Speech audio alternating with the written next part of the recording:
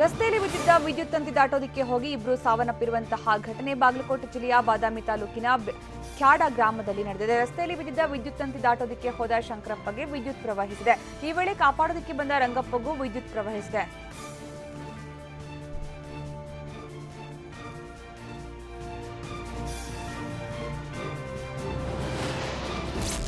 ಹೆಜ್ಜೆನು ದಾಳಿಯಿಂದಾಗಿ 4 ಗಂಭೀರವಾಗಿ ಗಾಯಗೊಂಡಂತಹ ಘಟನೆ ಬೆಂಗಳೂರು ನಗರ ಜಿಲ್ಲೆ ಆನೇಕಲ್ ತಾಲೂಕಿನ ಬಿನಮಂಗಲ ಗ್ರಾಮದಲ್ಲಿ ನಡೆದಿದೆ. ಗ್ರಾಮದ ನೀರಿನ ಟ್ಯಾಂಕ್ ಸ್ವಚ್ಛಗೊಳಿಸ್ತಾ ಇದ್ದ ವೇಳೆ ಟ್ಯಾಂಕ್ನಲ್ಲಿ ಕಟ್ಟಿದ್ದ ಹೆಜ್ಜೆನು ದಾಳಿ ನಡೆಸಿದೆ. ಇಬ್ಬರ ಸ್ಥಿತಿ ಚಿಂತಾಜನಕವಾಗಿದ್ದು ಅವರನ್ನು ವಿಕ್ಟೋರಿಯಾ ಆಸ್ಪತ್ರೆಗೆ ರವಾನೆ ಮಾಡಲಾಗಿದೆ.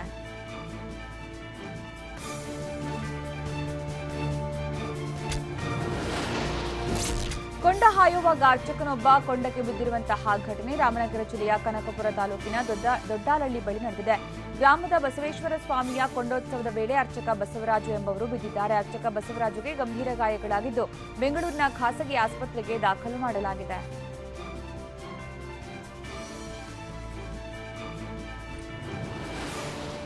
ಚುನಾವಣೆ ವ್ಯವಸ್ಥೆ ಬದಲಾಗಬೇಕೆಂದು ಒತ್ತಾಯಿಸಿ ವಾಟಾಳ್ ಪಕ್ಷದ ಅಧ್ಯಕ್ಷ ವಾಟಾಳ್ ನಾಗರಾಜ್ ರಾಮನಗರದ ಕೆಎಸ್ಆರ್ಟಿಸಿ ಬಸ್ ನಿಲ್ದಾಣದಲ್ಲಿ ಪ್ರತಿಭಟನೆ ನಡೆಸಿದರು. ಚುನಾವಣೆಯಲ್ಲಿ ಅಭ್ಯರ್ಥಿಗಳು ಕೋಟ್ಯಾಂತರ ರೂಪಾಯಿ ಖರ್ಚು ಮಾಡ್ತಾ ಇದ್ದಾರೆ. ಇದರಿಂದಾಗಿ ದುಂದುವೆಚ್ಚ ಆಗ್ತಾ ಇದೆ. ಹೀಗಾಗಿ ಚುನಾವಣಾ ವ್ಯವಸ್ಥೆ ಬದಲಾಗಬೇಕು ಅಂತ ಒತ್ತಾಯಿಸಿದರು.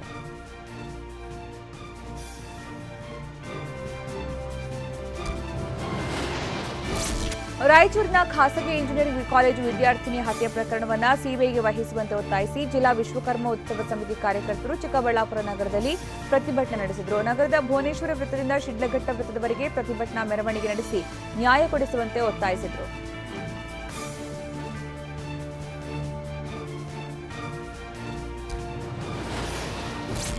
ಎಐಎಡಿಎಂಕೆ ಪ್ರಧಾನ ಕಾರ್ಯದರ್ಶಿ ಟಿಟಿವಿ ದಿನಕರನ್ ಬೆಂಗಳೂರಿನ ಪರಪ್ಪನ ಅಗ್ರಹಾರ ಕೇಂದ್ರ ಕಾರಾಗೃಹದಲ್ಲಿರುವ ವಿಕೆ ಶಶಿಕಲಾ ಅವರನ್ನ ಭೇಟಿ ಮಾಡಿದ್ದಾರೆ.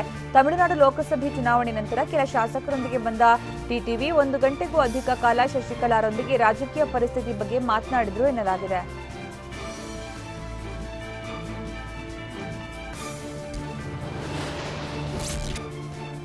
ಉಡುಪಿಯ ಮಣಿಪಾಲದಲ್ಲಿ ಮಾಜಿ ಕ್ರಿಕೆಟರ್ ರಾಹುಲ್ ದ್ರಾವಿಡ್ ವಿದ್ಯಾರ್ಥಿಗಳ ಜೊತೆಗೆ ಸಂವಾದ ನಡೆಸಿದ್ದಾರೆ. ಈ ವೇಳೆ ಇಂಗ್ಲೆಂಡ್ನಲ್ಲಿ ನಡೆಯಲಿರುವ ವಿಶ್ವಕಪ್ ಕ್ರಿಕೆಟ್ನಲ್ಲಿ ಭಾರತ ಫೈನಲ್ ತಲುಪಿ ಗೆಲ್ಲಲಿದೆ ಅಂತ ರಾಹುಲ್ ದ್ರಾವಿಡ್ ಹೇಳಿದ್ದಾರೆ.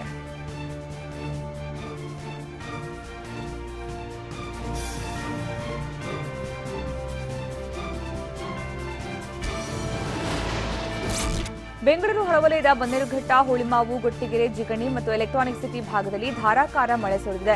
ಇನ್ನು ಸತತ 3 ದಿನಗಳಿಂದ ಸಂಜೆ ಹೊತ್ತು ಮಳೆ ಸುರಿತಾ ಇದ್ದು ಬಿಸಿಲ ಝಳಕೆ ಕೆಂಡದಂತಾಗಿದ್ದ ವಾತಾವರಣ ಇದೀಗ ತಂಪಾಗಿದೆ.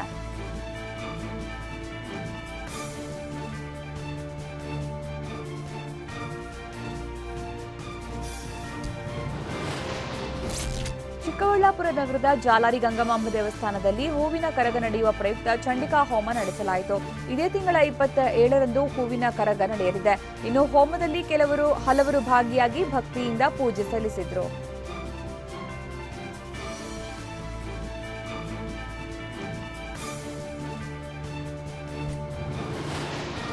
ಉಡುಪಿ ಶ್ರೀ ಪುತ್ತಿಗೆ ಮಠದ ಸುಗುಣೇಂದ್ರ ತೀರ್ಥರು ತಮ್ಮ ಉತ್ತರಾಧಿಕಾರಿಯನ್ನ ಆಯ್ಕೆ ಮಾಡಿದ್ದಾರೆ. ಇಂಜಿನಿಯರ್ ಪದವೀಧರರಾಗಿರುವ ಪ್ರಶಾಂತ್ ಆಚಾರ್ಯ ನೂತನ ಯತಿಯಾಗಿ ನೇಮಕಗೊಂಡಿದ್ದಾರೆ. ಇವರಿಗೆ ಸುಶೀಂದ್ರ ತೀರ್ಥ ಎಂಬ ಅಭಿಧಾನಗೈದು ಪುತ್ತಿಗೆ ಮಠದ 31ನೇ ಉತ್ತರಾಧಿಕಾರಿಯಾಗಿ ಆಯ್ಕೆ ಮಾಡಲಾಗಿದೆ.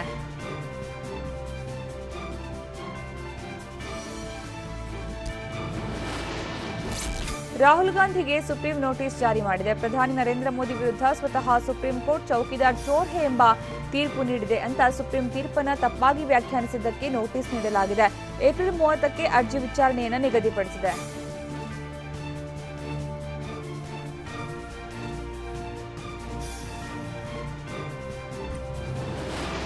ಲೋಕಸಭಾ ಚುನಾವಣೆಯ ಪ್ರಯುಕ್ತ ಪ್ರಧಾನಮಂತ್ರಿ ನರೇಂದ್ರ ಮೋದಿ ಭರ್ಜರಿ ರೋಡ್ ಶೋ ನಡೆಸಿದ್ದಾರೆ. ಜಾರ್ಖಂಡ್ನ ರಾಂಚಿಯಲ್ಲಿ ರೋಡ್ ಶೋ ನಡೆಸಿದ್ದು ಸಾವಿರಾರು ಬಿಜೆಪಿ ಕಾರ್ಯಕರ್ತರು ಹಾಗೂ ಜನರು ಈ ರೋಡ್ ಶೋನಲ್ಲಿ ಪಾಲ್ಗೊಂಡಿದ್ದರು.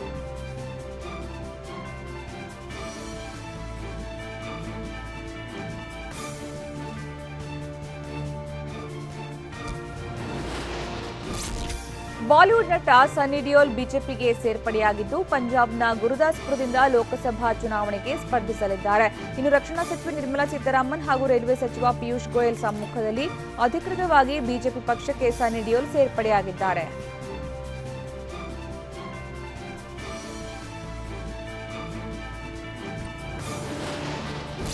ಪೂರ್ವ ದೆಹಲಿ ಕ್ಷೇತ್ರದ ಬಿಜೆಪಿ ಅಭ್ಯರ್ಥಿಯಾಗಿರುವಂತಹ ಗೌತಮ್ ಗಂಭೀರ್ ಭರ್ಜರಿ ರೋಡ್ ಶೋ ನಡೆಸಿ ನಾಮಪತ್ರ ಸಲ್ಲಿಕೆ ಮಾಡಿದ್ದಾರೆ. ಈ ವೇಳೆ ಗಂಭೀರ್ ಪ್ರಧಾನಮಂತ್ರಿ ಕಳೆದ 5 ವರ್ಷಗಳಲ್ಲಿ ಸಾಕಷ್ಟು ಕೆಲಸಗಳನ್ನು ಮಾಡಿದ್ದಾರೆ. ಹಾಗೆಯೇ ನಾನು ದೇಶಕ್ಕೆ ಏನಾದರೂ ಕೊಡುಗೆ ನೀಡಬೇಕು ಎಂದಿದ್ದೇನೆ ಅಂತ ಹೇಳಿದ್ದಾರೆ.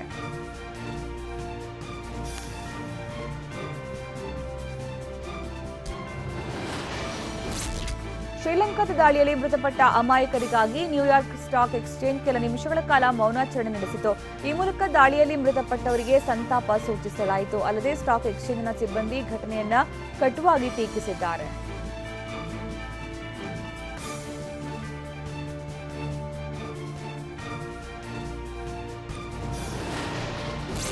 ಭಾರತದ ಯುದ್ಧ ನೌಕೆಗಳಾದ ಐಎನ್ಎಸ್ ಕೋಲ್ಕತ್ತಾ ಹಾಗೂ ಐಎನ್ಎಸ್ ಅನ್ನ ಚೀನಾ ನೌಕಾಪಡೆಯ 70ನೇ ವಾರ್ಷಿಕೋತ್ಸವ ಸಮಾರಂಭದಲ್ಲಿ ಪ್ರದರ್ಶಿಸಲಾಯಿತು.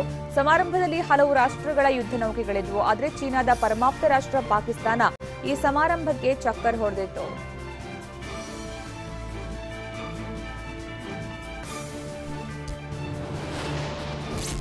ಉಕ್ರೇನ್ನ ಹಾಸ್ಯನಟ ವೊಲೋಡಿಮಿರ್ ಝೆಲೆನ್ಸ್ಕಿ ಅಧ್ಯಕ್ಷೀಯ ಚುನಾವಣೆಯಲ್ಲಿ ಭರ್ಜರಿ ಗೆಲುವು ಸಾಧಿಸಿದ್ದಾರೆ. ಹಾಲಿ ಅಧ್ಯಕ್ಷ ಪೆಟ್ರೋ ಪೊರೋಶೆಂಕೋರನ್ನ ಸೋಲಿಸಿ ವೊಲೋಡಿಮಿರ್ ಅಧ್ಯಕ್ಷ ಹುದ್ದೆಗೇರಿದ್ದಾರೆ. ಉಕ್ರೇನ್ನ ಟಿವಿ ಸೀರಿಯಲ್ ಹಾಗೂ ನಾಟಕಗಳಲ್ಲಿ ಹಾಸ್ಯನಟರಾಗಿ ಜನರನ್ನು ರಂಜಿಸಿರುವ ಝೆಲೆನ್ಸ್ಕಿ ಈಗ ಅಧ್ಯಕ್ಷ ಪಟ್ಟ ಸಿಕ್ಕಿದೆ.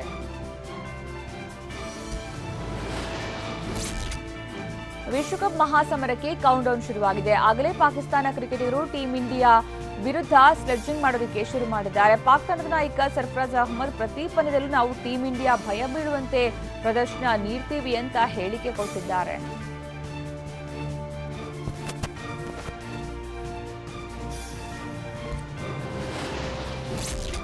ಪ್ಲೇ ಆಫ್ ಕನಸು ಕಾಣ್ತಾ ಇದ್ದ ಸನ್ರೈಸರ್ಸ್ ಹೈದರಾಬಾದ್ ತಂಡಕ್ಕೆ ಶಾಕ್ ಎದುರಾಗಿದೆ. ಹೈದರಾಬಾದ್ ತಂಡದ ಮ್ಯಾಚ್ ವಿನ್ನರ್ಗಳಾಗಿದ್ದ ಇಂಗ್ಲೆಂಡ್ನ ಜಾನಿ ಬೆರಿಸ್ಟೋ ಮತ್ತು ಆಸ್ಟ್ರೇಲಿಯಾದ ಡೇವಿಡ್ ವಾರ್ನರ್ ತಮ್ಮ ತವರಿಗೆ ವಾಪಸ್ಸಾಗಲಿದ್ದಾರೆ. ವಿಶ್ವಕಪ್ಗೆ ತಯಾರಿ ನಡೆಸಿಕೊಳ್ಳುವ ನಿಟ್ಟಿನಲ್ಲಿ ಉಭಯ ಆಟಗಾರರು ತವರಿಗೆ ಮರಳಲಿದ್ದಾರೆ.